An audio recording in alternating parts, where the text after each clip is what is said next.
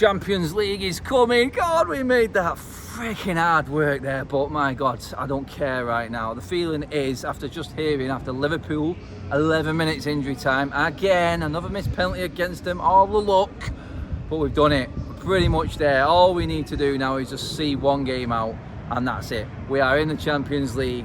That Champions League chime, the Tuesday nights, the Wednesday nights, the no more weekend spoil because of Thursday night football. You're welcome to it, Liverpool. Take it with both hands and enjoy yourselves in them far out weird ass places across some place in Europe. Anyway, let's break it down. Today, we wanted an early start, we got the early start. Can we capitalise on that early start? Can we? Hell, we can't score to save our lives. That was hard work. That really was hard work today, and it didn't need to be.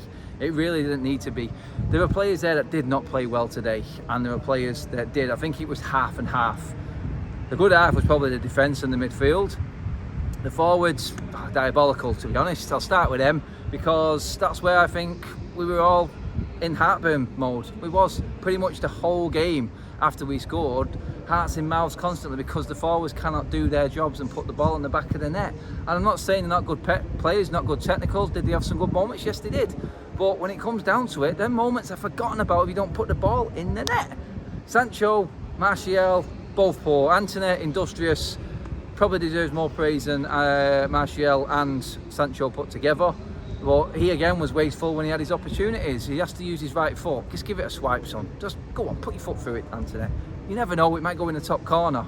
But until he learns how to do that and does something different, he's probably going to still keep getting criticism from most of the pundits in the country, like he always does. But his work rate is phenomenal, which is what I can't say about Martial and maybe even Sancho today. I thought they were both poor in that forward line. The fact that Garnacho came on and did more than both of them put together in 10 minutes.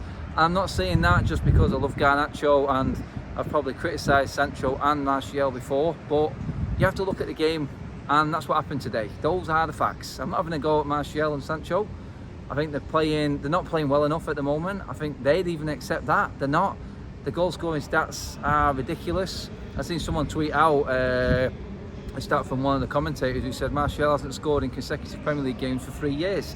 That's freaking ridiculous. That is really bad. And that's our front nine. That's our number 9 at the moment. He drifts out wide and no one comes into the middle, so we don't put crosses in the box. Then Vegas comes on, Garnacho comes on. We get a grip of the game, and we probably should have put it to bed. To be honest, it should have probably been 2 or 3-0. But then you look at it and you break it down. Bournemouth pulled the better saves out of David De Gea. They probably had the closer chances. United dominated the ball, dominated possession, created some decent moments outside the box. But that was it. We never really tested the goalkeeper. Everything we said. And if you didn't watch the game today and you're looking at the stats, you're listening to Soccer Saturday, whatever it may be, you look at the stats and go, another game United were wasteful. We weren't. We weren't wasteful. We just couldn't open Bournemouth up. We couldn't do enough. But, like I said, the one thing that we have got is a back line. And today, I've criticised him before, and I feel like I'm fair with my criticism. I really do. I feel like today, David De Gea deserved praise. He didn't put a foot wrong, really, in terms of passing. I'll say that with feet.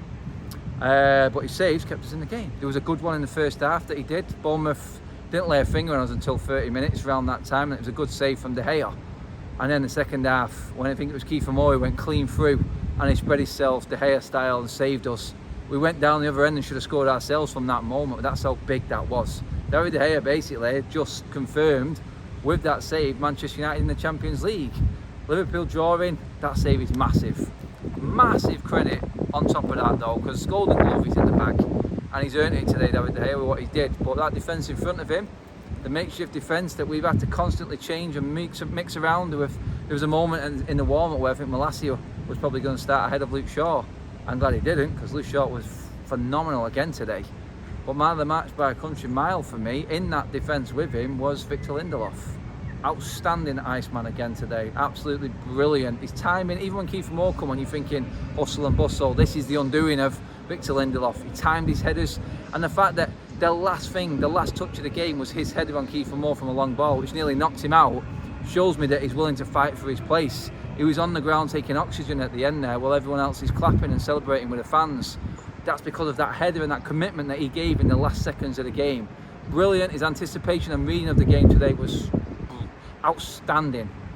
And it's a brilliant about 4 times then, but yeah, let's move it up to outstanding.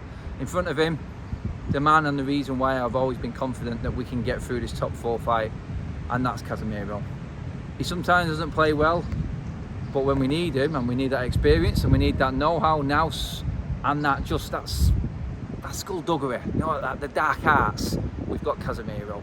He has seen us over the line with his experience and his knowledge. There was a moment there where De Gea was about to kick the ball out to Lindelof and Casemiro ran into the box, hands in the air. No, it goes long. Get it out of this box and let's chase them up there. Take the pressure off this back line and give this crowd nothing to cheer about, nothing to fight for, and that's what Casemiro's role was today. He was captain alongside Bruno. I'm never going to criticise Bruno's effort. His work rate is phenomenal. He was everywhere today, but his quality and touch today wasn't on it. He really had a poor game in terms of his quality and output. But like I said, he was everywhere tackling back. Wan-Bissaka solid at right back again. Nothing goes past him, and Varane just strolls around like a Rolls Royce, picking up pieces. Man, the guy is just class, absolutely world class. I just wish he stayed fit for a full season, but I'm so happy that we have got him back at least for the final against City. Let's not talk about that. Let's just enjoy these last 2 weeks of the season now that we're pretty much over the line and confirmed. I think it is just a draw that we need now, just to see it through. I mean, that drop points today for Liverpool have really done them in. I think Manchester United now over the line, home, hosed and dried. I'm just really excited to be back in the Champions League. And you know what? The money that brings, can we invest more in the summer? This was vital today. Vital at the vitality. That's what it is. There's your red line. I said it in my road trip, and we got it done. We got the job done. It wasn't the 4-0 that I thought, but that 1-0 win has just opened up avenues in the summer for us. Our summer of confusion and uncertainty, where everything is right now with the ownership and everything going on, it just is that important to get into that top 4, and United need to be there consistently now, and hopefully that extra money we can look to maybe invest that into the squad in instalments and make things work financially to get that striker in. Just go out and get the number 9. God, please, I'm begging you. I want Kim Min-jae, I really do. I think he's a brilliant defender, but if it means sacrificing us forwards, no, Kim Min-jae can stay. Get the number 9, for God's sake, get the number 9. That's what's important now. I'm going on and on and on. I'm just happy that we've won an away game and we've not finished the season like we did last season on a damp note. Let's enjoy Old Trafford now, this next weekend, and then look forward to Wembley. Guys, let me know what you think. We're back in the Champions League. It's got to be confident of that happening now after Liverpool's balls up today. Let me know what you think. Drop your comments in below. Thank you for watching. Legends.